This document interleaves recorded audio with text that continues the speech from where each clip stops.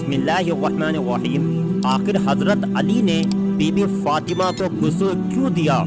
دوستو، کیا بیوی کے انتقال کے بعد اس پر طلاق واقع ہو جاتی ہے؟ اور کیا بیوی اپنے شوہر کو اس کی وفات کے بعد غسل دے سکتی ہے؟ شریعت نے کیا اس کی اجازت دی ہے؟ اور کیا مرنے کے بعد شوہر اپنی بیوی کو چھو سکتا ہے؟ اور آخر حضرت علی نے اپنی بیوی فاطمہ کو ان کی وفات کے بعد غسل کیوں دیا؟ بخاری شریف کی روایت ہے کہ جب حضور صلی اللہ علیہ وسلم بیمار ہوئے تو آپ کی بیٹی حضرت فاطمہ رضی اللہ عنہا آپ کو دیکھنے گھر آئیں۔ اس وقت تک حضور صلی اللہ علیہ وسلم کی باقی تینوں بیٹیوں کی وفات ہو چکی تھی، صرف حضرت فاطمہ ہی زندہ تھیں، اور وہ بھی حضور صلی اللہ علیہ وسلم کی وفات کے 6 مہینے بعد اس دنیا کو چھوڑ کر چلی گئی۔ تو جب حضور صلی اللہ علیہ وسلم اپنی زندگی کے آخری دنوں میں بیمار ہوئے تو حضرت فاطمہ آپ کو دیکھنے آئیں۔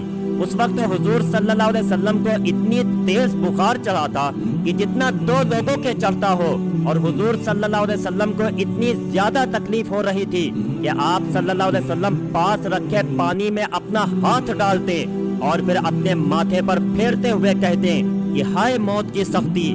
حضرت فاطمہ نے جب اپنے پیارے والد حضور صلی اللہ علیہ وسلم کو اس قدر پریشان دیکھا تو اپنے آنسو روک نہ پائیں اور پاس بیٹھ کر روتے ہوئے کہنے لگی، واہ کربا ابا، ہائے میرے والد کی تکلیفیں کہ ساری زندگی صرف تکلیفوں میں ہی گزار دی۔ حضور صلی اللہ علیہ وسلم نے جب بیٹی کو روتا دیکھا تو ان کے سر پر ہاتھ پھیرتے ہوئے دلاسا دیا اور پھر پاس کر کے حضرت فاطمہ کے کان میں ایک بات کہی کہ جسے سن کر حضرت فاطمہ اور زیادہ رونے لگی۔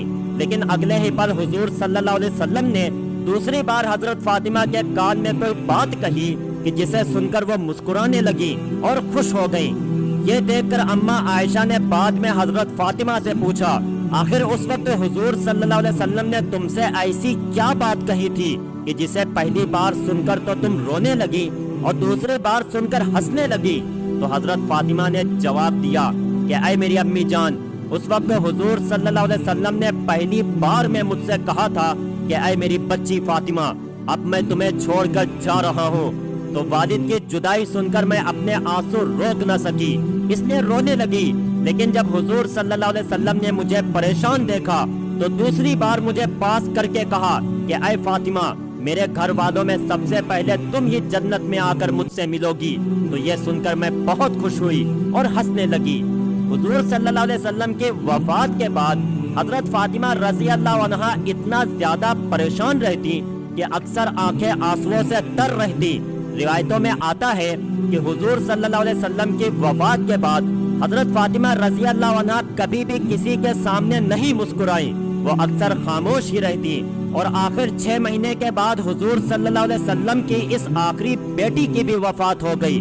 جب حضرت فاطمہ رضی اللہ عنہا کی وفات ہوئی تو حضرت علی و آپ کے بچے حسن و حسین کا رو رو کر برا حال ہو گیا۔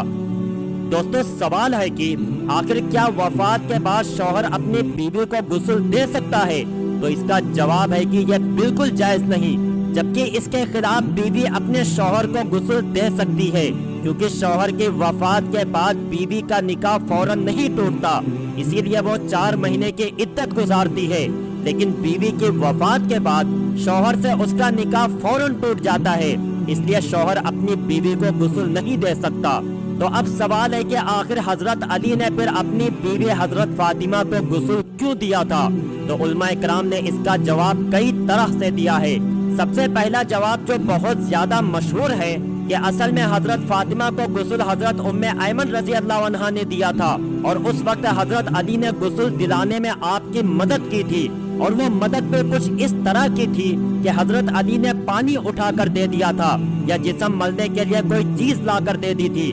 اسی لیے جب حضرت عبداللہ ابن مسعود رضی اللہ عنہ نے بعد میں حضرت علی سے اعتراض کرتے ہوئے یہ بات پوچھی کہ آخر آپ اپنی بیوی کو غسل دینے میں کیوں شریک تھے، تو حضرت علی نے جواب دیا کہ میرے آقا حضور صلی اللہ علیہ وسلم نے فرمایا تھا کہ اے علی، فاطمہ تمہاری بیوی دنیا میں بھی ہے اور جنت میں بھی۔